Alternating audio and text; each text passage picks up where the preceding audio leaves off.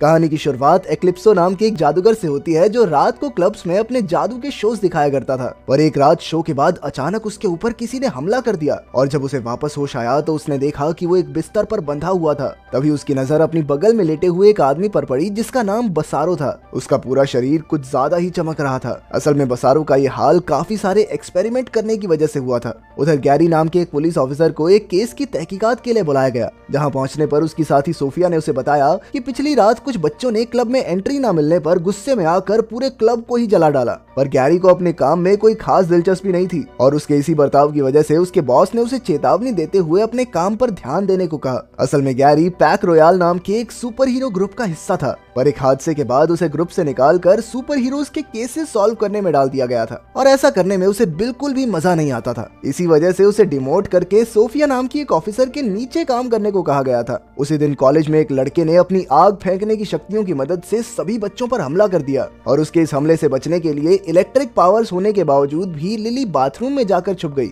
हादसे की खबर मिलते ही गैरी अपनी पुलिस टीम के साथ उस कॉलेज में पहुंच गया, जहां उसकी नजर उसी लड़के पर पड़ी जो जल्द ही कुछ बच्चों पर हमला करने वाला था। लेकिन ऐन वक्त पर गैरी ने बीच में आकर बड़ी ही आसानी से उस पर काबू पा लिया। पुलिस को उस लड़के के पास 2 ट्यूब्स भी मिली और ये कोई आम ट्यूब्स नहीं बल्कि पावर सिरम्स थे, जिन्हें सूंघते ही किसी भी आम आदमी के अंदर खास जादुई शक्तियां आ जाती थी। लेकिन सोफिया का मानना था कि क्लब में लगी आग के पीछे इस लड़के का हाथ नहीं था, क्योंकि किसी ने भी उसे वहां नहीं देखा था। पर उसका हमला करने का तरीका ठीक उसी हमलावर से मिलता था जिसने पिछली रात उस क्लब को जलाया था। तभी गैरी की नजर लिली पर पड़ी, पर उसकी गाड़ी से उतरने से पहले ही लिली की माँ उसे वहां से ले गई। असल में इस्माइल नाम का एक लड़का इन पावर सिरम ट्यूब्स को बेच रहा था और वो बिक भी बढ़िया रही थी, क्योंकि सभी बच्चे आग फेंकने जैसी इन खास शक्तियों को पाना चाहते थे। उधर गैरी अपने पुराने दोस्त और पैक रॉयल के साथ ही हेनरी से मिलने गया। असल में गैरी अपने दोस्त की बीमारी की वजह से अक्सर उसके घर के काम में उसकी मदद करता। काम खत्म होने के बाद गैरी ने हेनरी से बच्चों में फैल रही इन शक्तियों के बारे में पूछा,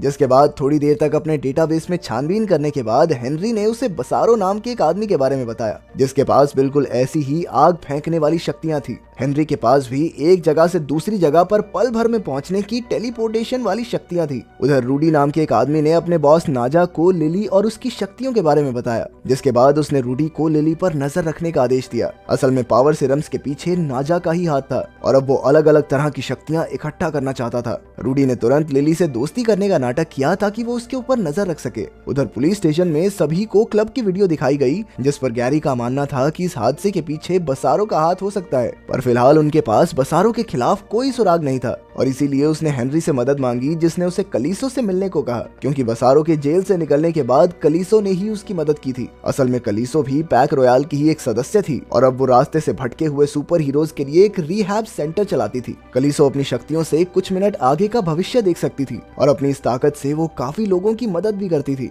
अपनी क्लास के बाद कलीसो ने देखा कि कुछ मिनटों बाद ही उसके एक दोस्त की पैसों के चक्कर में पिटाई होने वाली थी और इसीलिए उसने अपने दोस्त को बचाने के लिए उसे कुछ पैसे दे दिए। तभी गैरी भी वहां पहुंच गया और जब उसने कलीसो से बसारो के बारे में पूछा तो उसने साफ मना कर दिया कि मैं तो बसारो के बारे में कुछ नहीं जानती। दूसरी ओर पुलिस को एक जली हुई लाश मिली और जब गैरी उस लाश को देखने के लिए पुलिस स्टेशन गया तो डॉक्टर ने उसे बताया कि इस लाश के अंदर से वही पावर सिरम निकलता था जिसके इस्तेमाल से बच्चों के अंदर आग फेंकने वाली शक्तियां आ रही थी। तभी गैरी की नजर लाश की गर्दन पर बने एक टैटू पर पड़ी और जैसे ही उसने टैटू की तस्वीर हेनरी को भेजी तो हेनरी ने उसे बताया कि ये लाश बसारो की ही है। सुराग की तलाश करते हुए उन्हें पता चला कि एक लड़का अपनी जान बचाकर वहां से भाग गया था और उस लड़के की जानकारी मिलते ही गैरी अपने साथियों के साथ सीधा उससे मिलने हॉस्पिटल पहुंच गया। यहाँ पहले तो वो लड़का कुछ भी बताने से इनकार कर रहा था, पर फिर सोफिया ने उसे सिरम के साइड इफेक्ट्स के बारे में झूठ बोल दिया, जिसके बाद वो डर के मारे तोते की तरह सारी बात बताने लगा। उसने ये सिरम इस्माइल से ही खरीदा था, जिसके बाद उसके अंदर आग फेंकने की शक्तियां आ गई थी। उधर इस्माइल कुछ सिरम्स लेकर कहीं गायब हो गया था और इसी वजह से नाजा अपने आदमियों से बहुत ज्यादा गुस्सा था।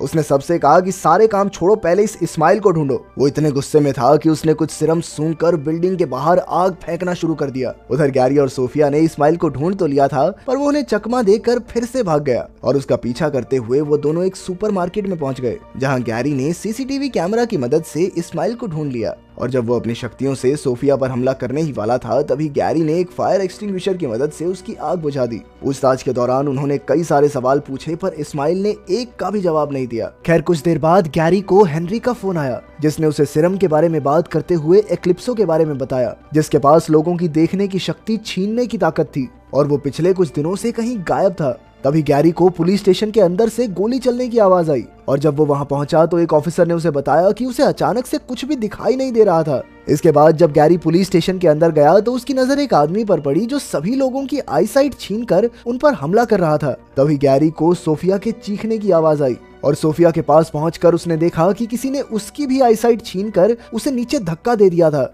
लेकिन गैरी ने अपनी शक्तियों से सोफिया को हवा में ही रोककर उसे बचा लिया। वहीं इस्माइल ये चीज देखकर बहुत ज्यादा हैरान था। पुलिस स्टेशन से भगाने के बाद नाजा के आदमी इस्माइल को सीधा उसके पास ले आए, जहां इस्माइल ने नाजा को गैरी और उसकी शक्तियों के बारे में बताया, पर इसके बावजूद भी नाजा ने उसे मार ही दिया। उधर नाजा का एक आदमी कैलिस्टो के कुछ स्टूडेंट्स को एक नया सिरम बेच रहा था। उधर कैलिस्टो को ये अंदेशा हो गया था कि उसके स्टूडेंट्स के साथ कुछ बुरा होने वाला है। असल में सिरम्स के अंदर ज्यादा डोज होने की वजह से उन स्टूडेंट्स के ऊपर साइड इफेक्ट हो गया था। कैलिस्टो अपने स्टूडेंट्स को बचाने के लिए भागी, पर तब तक बहुत ज्यादा देर हो चुकी थी। उधर पुलिस स्टेशन में लिली की मां ने गैरी को लिली के गायब हो जाने के बारे में बताया। असल में लिली नाजा के पास थी जो उसकी शक्तियों की मदद से नए सिरम बनाने की तैयारी में लगा था। इसके बाद गैरी तुरंत ही लिली के घर की तलाशी लेने पहुंचा, जहां उसकी मुलाकात कैलिस्टो से हुई। कैलिस्टो लिली को ढूंढने में गैरी की मदद करना चाहती थी, पर गैरी ने इसके लिए साफ इनकार कर दिया। जैसे ही कैलिस्टो वहां से निकलने वाली थी तभी उसे एहसास हुआ कि सोफिया के साथ कुछ बुरा होने वाला है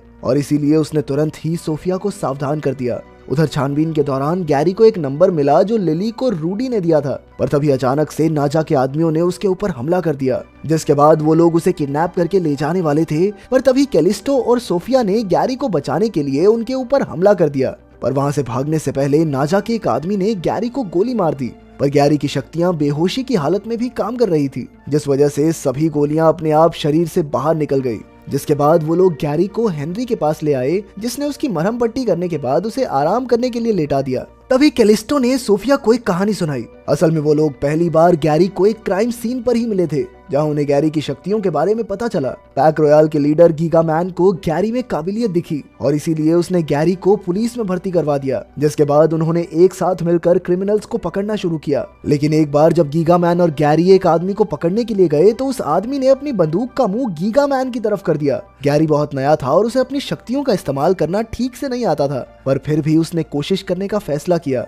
पर उसकी इसी कोशिश के चक्कर में उस बंदूक से चली हुई गोली एक एक्सप्लोसिव टैंक में जा लगी, जिसके बाद एक बहुत बड़ा धमाका हुआ जिसमें गीगा मैन की मौत हो गई। और इस चीज के लिए गैरी खुद को कभी माफ नहीं कर पाया। इस हादसे के बाद उसने अपनी शक्तियों का इस्तेमाल करना भी बंद कर दिया था। असल में लिली गीगा मैन की ही बेटी थी और उसमें भी अपने पिता की तरह इलेक्ट्रिक पावर्स हैं। इसके बाद उन्होंने पता लगाया कि लिली के कमरे में मिला वो नंबर असल में सुपर हीरोज की साइकोलॉजिस्ट का था। जिसके बाद हेनरी एक पेशेंट बनकर उसके क्लिनिक पहुंचा। उसने चुपचाप वहां एक ट्रैकर लगा दिया, जिसकी मदद से वो लोग उस साइकोलॉजिस्ट की सारी बातें सुन सके।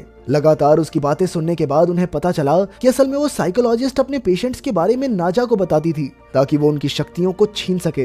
कैलिस्टो लगातार उसका पीछा कर रही थी और तभी उसने देखा कि वो साइकोलॉजिस्ट नाजा से मिलने जा रही थी। अंदर जाने के बाद उसने नाजा से लिली को वापस छोड़ने के लिए कहा, पर नाजा ने इसके लिए साफ इनकार कर दिया और अब तो उसके पास गीगा मैन की शक्तियां भी आ गई थी। उधर गैरी अभी भी बेहोश था, पर सोफिया ने उसे इसी हालत में बताया कि वो लिली को बचाकर अपनी गलती सुधार सकता है और उन्हें इस समय उसकी बहुत ज्यादा जरूरत है। सोफिया की ये बात सुनते ही गैरी के हाथ हिलने लगे, जिसका मतलब ये था कि वो लड़ाई के लिए बिल्कुल तैयार था। वहीं दूसरी ओर पूरे शहर में अफरा तफरी मच गई थी। असल में सिरम की मदद से मिली शक्तियों का इस्तेमाल करके कई लोगों ने लूटपाट शुरू कर दी थी, जिस वजह से शहर के चप्पे चप्पे पर लड़ाई हो रही थी। खैर जल्द ही सभी लोग लिली को बचाने के लिए पहुंच गए और जैसे ही नाजा को इसकी खबर मिली तो उसने तुरंत ही अपने आदमियों को सिरम ट्यूब्स लेकर वहां से भागने को कहा। जिसके बाद नाजा के सभी आदमियों ने सिरम का इस्तेमाल करके कैलिस्टो और सोफिया पर हमला कर दिया। उधर हेनरी भी अपनी शक्तियों का इस्तेमाल करके नाजा के आदमियों से लड़ रहा था। नाजा लिली को पकड़कर वहां से भागने की फिराक में था, पर तभी ऐन वक्त पर गैरी वहां पहुंच गया,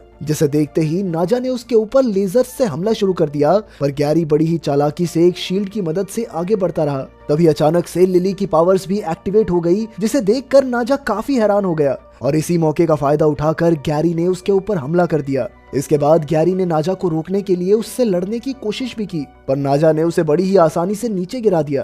तभी सोफिया लिली को उठाकर वहां से भागने लगी और जैसे ही नाजा उसे रोकने के लिए आगे बढ़ा तो गैरी ने पीछे से आकर उसे पकड़ लिया, जिसके बाद वो नाजा को लेकर सीधा हवा में उड़ गया। हवा में काफी ऊपर जाने के बाद नाजा अपनी शक्तियों पर काबू नहीं कर पाया और इसी वजह से वो हवा में ही फट गया। तब तक पुलिस ने वहां पहुंचकर नाजा के सभी आदमियों को अरेस्ट कर लिया था और इधर हेनरी की ताकत की मदद से गैरी और उसके सभी साथी वहां से गायब हो गए। इस हादसे के बाद सभी लोग पैक रॉयल के नए सुपर हीरो की बातें कर रहे थे और सभी लोग उसे प्यार से टाइटन बुलाने लगे। उस दिन के बाद से कैस्टिलो, गैरी और हेनरी ने एक साथ रहना शुरू कर दिया और इधर गैरी और सोफिया भी एक दूसरे के काफी करीब आ गए और लिली ने भी अपने पिता की तरह एक सुपर हीरो बनने का फैसला कर लिया।